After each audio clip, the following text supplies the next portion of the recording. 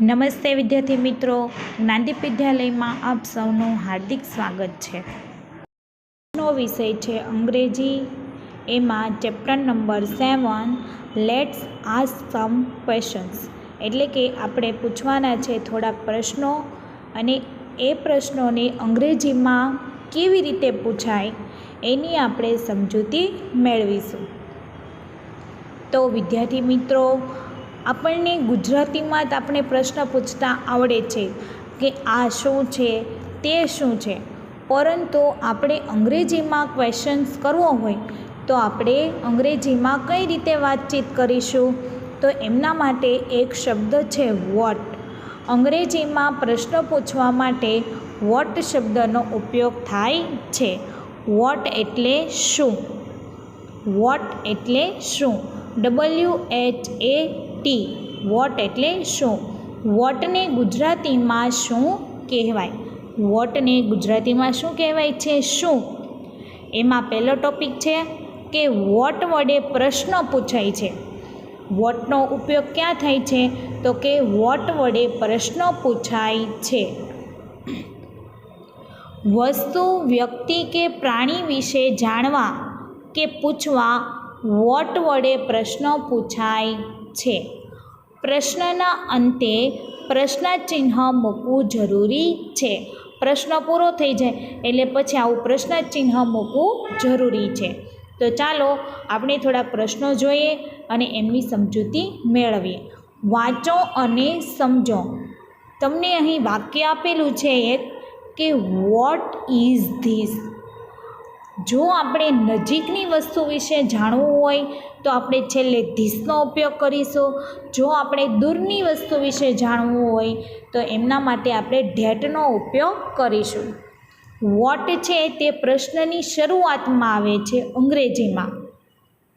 ત્યાર પછી આવે છે ક્રિયાપદ, એટલે કે પ્રશ્ન પૂછો એટલે પહેલાં શું આવે? વોટ. પછી આવે ક્રિયાપદ હીઝ અને ત્યાર પછી આવશે ધીસ. જો નજીકની વસ્તુ હોય તો ધીસ અને દૂરની વસ્તુ હોય તો આપણે પૂછીશું ધેટ અને છેલ્લે શું મૂકીશું? પ્રશ્નાચિહ્ન. આ બની ગયો આપણો પ્રશ્ન. વોટ ઇઝ ધીસ અથવા વોટ ઇઝ ધેટ. ગુજરાતીમાં કહેવાય આ શું છે અને વોટ ઇઝ ધેટ તો પેલું શું છે? ચાલો આપણે થોડાક પ્રશ્નો પૂછીએ અને તેનો આન્સર આપીએ. ચલો, તમને એક વાક્ય આપેલું છે કે પ્રશ્ન પૂછેલો છે what is this. Vote is this. આ શું છે? આનું ગુજરાતી શું થશે? આ શું છે? તો જ્યારે આપણે એનો જવાબ આપીએ ત્યારે જે છેલ્લો શબ્દ છે ધીસ એ આપણે જવાબમાં પહેલાં લખીશું. વચ્ચેનો શબ્દ છે એ આપણે વચ્ચે જ રાખીશું અને છેલ્લે વોટ આપણે વોટ શબ્દ લખવાનો નથી. એની જગ્યાએ આપણે શું લખવાનું છે કે જે તમને ચિત્ર આપેલું હોય એ ચિત્રનો સ્પેલિંગ લખવાનો છે. તો અહીં તમને ફુગાનું ચિત્ર આપેલું છે તો ફુગાને અંગ્રેજીમાં શું કહેવાશે? બલૂન. તો ત્યાં આપણે બલૂનનો સ્પેલિંગ લખવાનો છે. બલૂનનો સ્પેલિંગ લખો ત્યારે એની આગળ આર્ટિકલ મૂકવાનો છે. તો ધીસ ઇઝ અ બલૂન. બલૂનનો સ્પેલિંગ છે BALLOON. This is a balloon. આ ફુગ્ગો છે. હવે આપણે બાજુમાં જોઈએ. અહીં તમને એક કોમ્પ્યુટરનું ચિત્ર આપેલું છે. પ્રશ્ન પૂછ્યો છે what is this. Vote is this. આ શું છે? તો જ્યારે તમે એનો આન્સર આપો છો તો છેલ્લેથી ચાલુ કરવાનું કે ધીસ ઇઝ અ કોમ્પ્યુટર. આ કોમ્પ્યુટર છે. ચાલો હવે આપણે દૂરની વસ્તુ વિશે પ્રશ્ન પૂછીએ. તો અહીં તમને એક સરસ મજાનો બોલનું ચિત્ર આપેલું છે. ક્વેશ્ચન છે વોટ ઇઝ ધેટ. પેલું શું છે? જો તમને બાજુમાં હાથનું ચિત્ર આપેલું છે, આંગળી ચીંધી છે કે વોટ ઇઝ ધેટ, પેલું શું છે? જવાબ આપો. તો છેલ્લો શબ્દ છે એ ક્યાં લખશું આપણે? પહેલાં. વચ્ચેનો શબ્દ છે એ વચ્ચે જ રાખીશું અને જે પહેલો શબ્દ છે એની જગ્યાએ આપણે શું લખીશું? દડાનો સ્પેલિંગ. દડાનો સ્પેલિંગ તો દડો છે અંગ્રેજીમાં શું કહેવાશે? બોલ. BALL. આર્ટિકલ સાથે સ્પેલિંગ લખવાનો છે અને છેલ્લે શું મૂકવાનું છે? પૂર્ણ વિરામ. ધેટ ઇઝ અ બોલ. પેલો દડો છે. બાજુમાં ચિત્ર જુઓ, પંખાનું ચિત્ર આપેલું છે. ક્વેશ્ચન પૂછો છે, વોટ ઇઝ ધેટ? પેલું શું છે? તો ધેટ ઇઝ અ ફેન. પેલો પંખો છે. પંખાનું સ્પેલિંગ FAN. પછી છેલ્લે લાસ્ટમાં શું મૂકવાનું? પૂર્ણ વિરામ. That is a fan. પેલો પંખો છે. ખ્યાલ આવ્યો વિદ્યાર્થી મિત્રો? ચાલો ફરી એક વખત જોઈએ.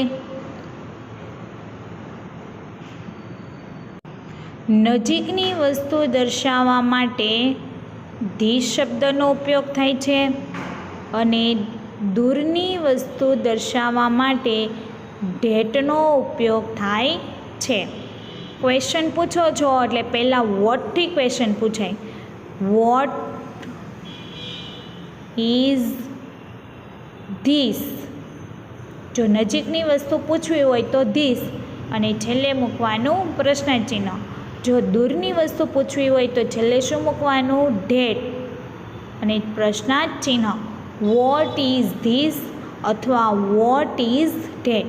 જ્યારે તમે એનો આન્સર આપો છો તો જે છેલ્લો શબ્દ છે એ આપણે પહેલાં લખવાનો.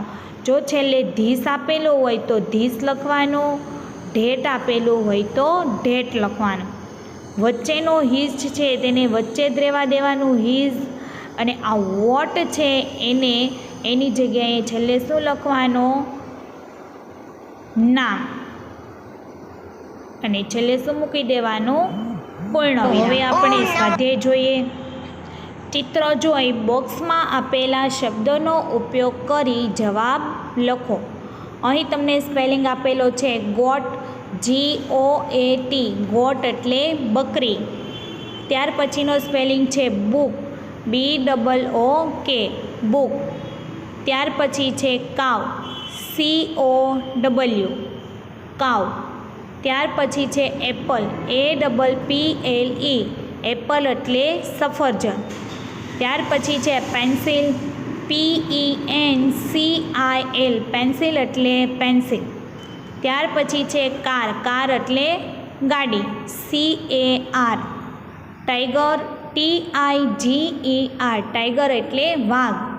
અને ત્યાર પછી આપેલું છે ડિયર, DEER. ડિયર એટલે હરણ. હવે આપણે જોઈએ પ્રશ્ન. પહેલો પ્રશ્ન, ચલો આન્સર છે, ક્વેશ્ચન છે what is this? Vote is this? આ શું છે? તો ધીસ ઇઝ અ ખાલી જગ્યા. તો અહીં તમને શેનું ચિત્ર આપેલું છે? બુક. તો તમારે શેનો સ્પેલિંગ લખવાનો છે? Book, BOOK. બીજો પ્રશ્ન, વોટ ઇઝ ધેટ? પેલું શું છે? What is that? પેલું શું છે? તો ચિત્ર શાનું આપેલું છે? હરણનું. તો આન્સર આવશે that is a deer. Deer એટલે હરણ, DEER. અને છેલ્લે શું મૂકવાનું? પૂર્ણ વિરામ. ચાલો વિદ્યાર્થી મિત્રો ત્યાર પછી જોઈએ number 3. Vote is this? Vote is this? આ શું છે? તો ધીસ ઇઝ અ ખાલી જગ્યા. ચિત્ર શાનું છે? ગાયનું. તો તમારે કોનો સ્પેલિંગ લખવાનો છે? ગાય. ગાય એટલે કાવ, COW. ધીસ ઇઝ અ કાવ. ચોથો number, vote is this? Vote is this? આ શું છે? તો ધીસ ઇઝ અ ખાલી જગ્યા. ચલો ચિત્ર શાનું આપેલું છે? પેન્સિલનું. તો તમારે કોનો સ્પેલિંગ લખવાનો છે? Pencil, PENCIL. This is a pencil. ત્યાર પછી છે વોટ ઇઝ ધેટ? 5 નંબરનો સવાલ જુઓ તો વોટ ઇઝ ધેટ? પેલું શું છે? પેલું શું છે? ચિત્ર શાનું છે?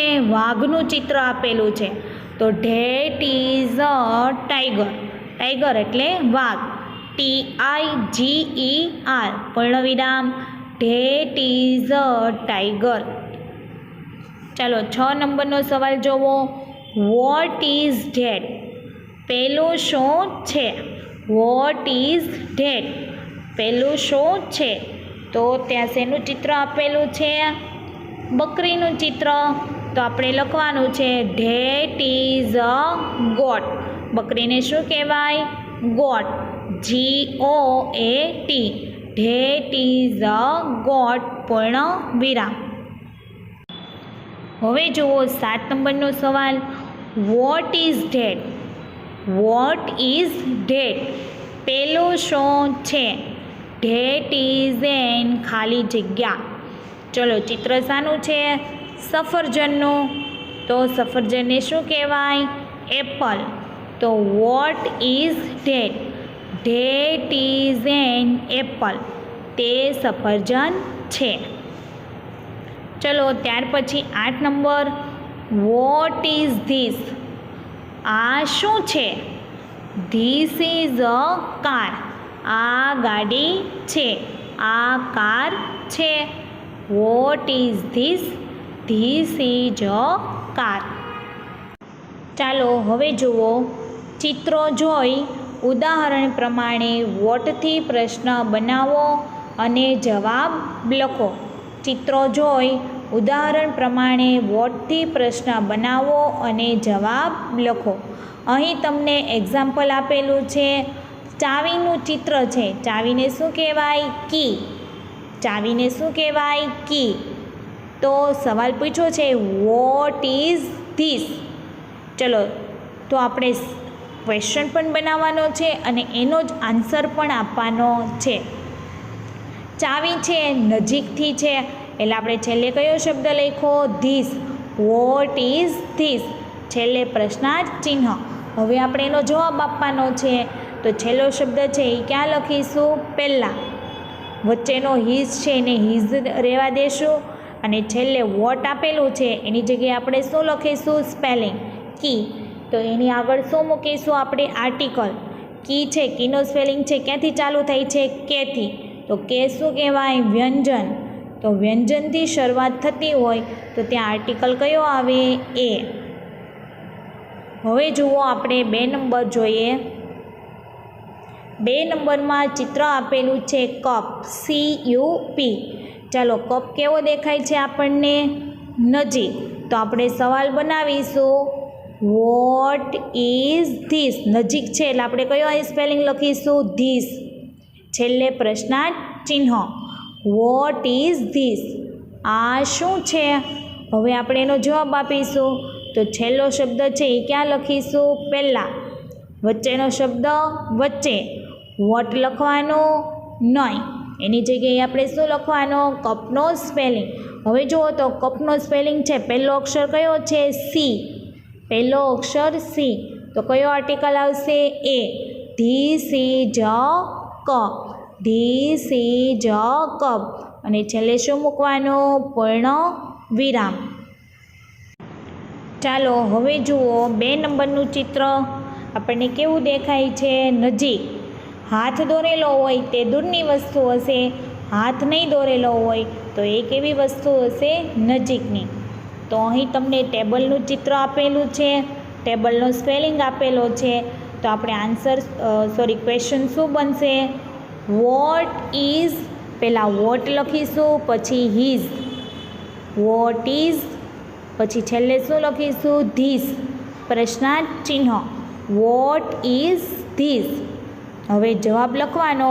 તો ધીસ છે પહેલાં આવશે, પછી ક્રિયાપદ હિઝ, પછી છેલ્લે શું આવશે? આર્ટિકલ સાથે નામ. હવે જુઓ તો ટેબલના સ્પેલિંગમાં પહેલો અક્ષર કયો છે? ટી. તો ટી શું કહેવાય? વ્યંજન. તો કયો આર્ટિકલ આવશે? એ. પછી લખો spelling TABLE. This is a table. આ ટેબલ છે. અને છેલ્લે શું મૂકવાનો? પૂર્ણ વિરામ. ત્યાર પછી જુઓ પેનનું ચિત્ર આપેલું છે. શેનું ચિત્ર આપેલું છે? પેનનું ચિત્ર. તો ચલો જોઈએ, સવાલ બનાવીએ. Vote is this? Vote is this? આ શું છે? હવે આપણે લખીશું જવાબ. તો છેલ્લો શબ્દ છે ક્યાં આવશે? પહેલાં. વચ્ચેનો શબ્દ વચ્ચે. અને આર્ટિકલ પહેલો અક્ષર કયો છે? પી. પીને શું કહેવાય? વ્યંજન. તો કયો આર્ટિકલ આવશે? A. This is a pen. What is this? આ શું છે? This is a pen. આ પેન છે. ત્યાર પછીનું ચિત્ર જો, દડાનું ચિત્ર છે. આપણને કેવું દેખાય છે? દૂરથી. ચલો, અહીં તમને બોલનું ચિત્ર આપેલું છે ને બોર કેવો છે? બોલ દૂરનો છે. તો આપણે શું લખીશું? ક્વેશ્ચન બનાવશું તો આપણે શું લખીશું? ત્યાં ધેટ. છેલ્લે લખવાનું that. What is that?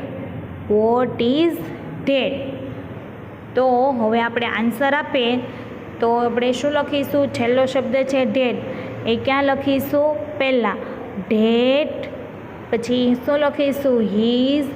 That is અ. ચિત્ર શાનું છે? બોલનું. તો બોલમાં પહેલો અક્ષર કયો છે? બી. તો બી વ્યંજન કહેવાય. તો આર્ટિકલ કયો આવશે? એ. ધેટ ઇઝ અ બોલ. છેલ્લે શું મૂકીશું? પૂર્ણ વિરામ. Vote is that? That is અ બોલ. ત્યાર પછી જુઓ, અહીં તમને બિલાડીનું ચિત્ર આપેલું છે. તો બિલાડી આપણે કેવી દર્શાવી છે? દૂરની. દૂરથી દર્શાવેલી છે.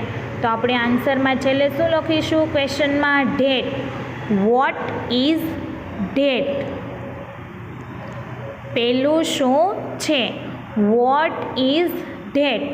પેલું શું છે? હવે જવાબ લખીશું. છેલ્લો શબ્દ છે આપણે ક્યાં લખીશું? પહેલાં. That is a cat.